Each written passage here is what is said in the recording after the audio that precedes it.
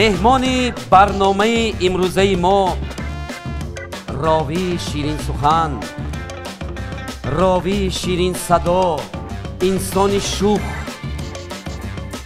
انسان شوخ طبیعت، سبحان جلیلو.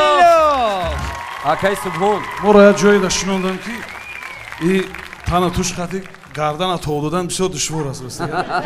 زنده باشین، سلامت باشین. استادای بسیار عزیز، ما را پیشتر از شما شنوندن، شما از گناه ما بگذارین. زنده باشین، سلامت باشین. شما همونجا چیشته کیا اکای نقدم اکتی موپایکر پوشونده. اینا در پشت پناه ما هنوز یک نیم ساعت. همین اکای سبحان همین قدری که ما میدونیم بهترین راوی است، بهترین انسان است، سراینده بهترین است، آدم خوب است، شاعر خوب است، راوی بهترین است. یگان این همی دگیرش هم کمی که یگان گپ نیست.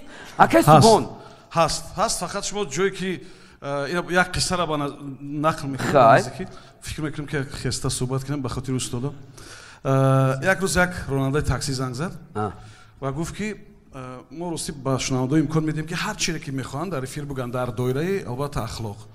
و گفت که اکای سبحان نگازانک در تاکسیم شیشت آوازی خودت رفته است بود. گفت که بکش همیره گمش که قطعی آوازی خنکش.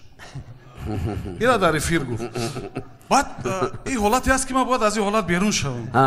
بعد گفتم که همون زنک کلانسول بود. تاکسیست گفت ها. گفتم خشتومان ما اما کامپیر مرا نغز ندیدی چه. یعنی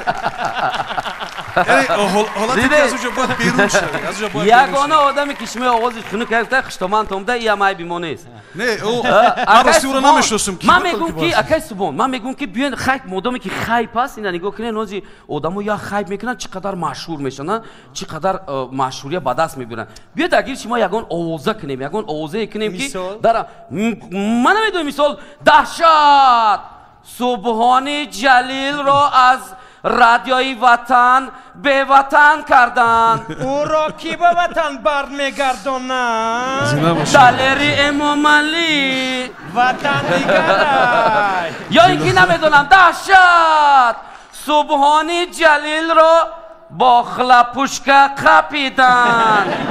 خلپوشکه را با او کی فروخت؟ نقدم.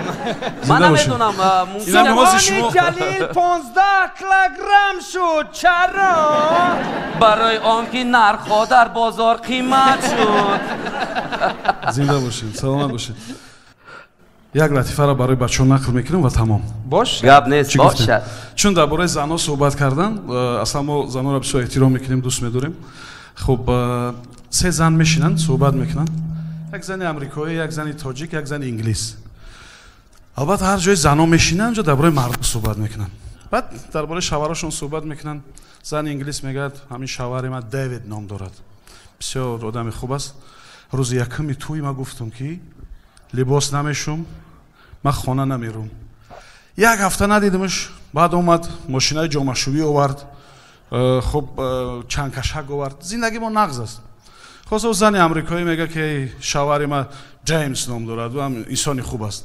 روز یکمی توی ما گفته بودم که من خانه نمیرم، من لباس نمیشم. یک هفته ندیدمش. ماشینای جامع‌شویی آورد، چند کشک آورد. خیلی زندگی ما نغز است. بعد نوبتی همشهری ما میرسد، دختری خدمان میگه که شوهر من نظرمند نام داره. بسیار آدم خوب است. شبی روز یکمی توی ما گفتمش که من خانه نمیرم، من لباس نمیشم.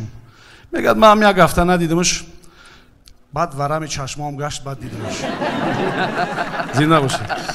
بیاید یک بار کفکمی کنیم برای اینای بانوانی بسیار خوشرو و زیبا که هر کدام همسر کسی هست. خوشبخت باشین، زنده باشین. برای شما هم رحمت. زنده باشین. تشکر سبحان جلیل چون همیشه شوخ طبیعت، زنده دل.